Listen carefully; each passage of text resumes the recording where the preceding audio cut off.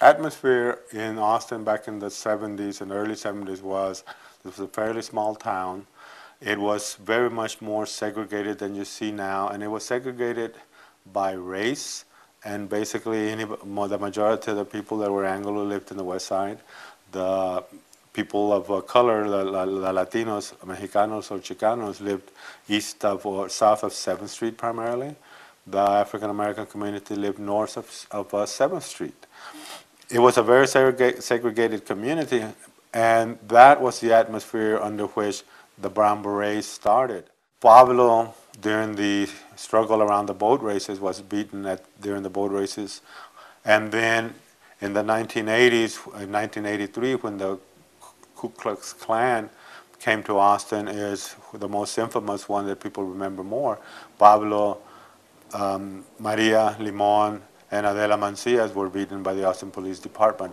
And that really was very difficult to know that it happened, even more difficult to see, because it was clearly, he was clearly targeted.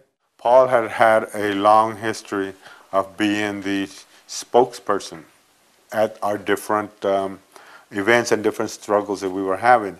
And so whenever there was an issue related to, for example, the boat races, or political candidates, or the need for cleaner streets, more lights on our streets, more police protection, and so forth, he was, as we say in Espanol, el vocero. He was the voice. And he was the voice of not only the Brown Berets, but he was also the voice of many, many other people that were behind the Brown Berets. Regular folk, mom, pop, grandpa, grandmas, children, because what was being done at that time was that the Brown Berets had the persona and the aura of being the defenders of everybody.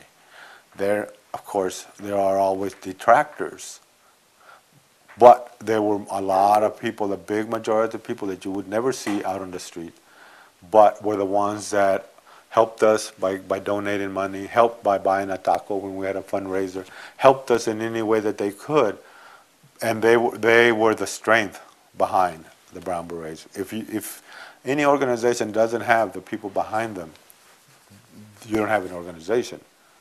It's a paper tiger. You have to have the organization and the masses behind you, otherwise that you don't succeed. And we did succeed in many areas.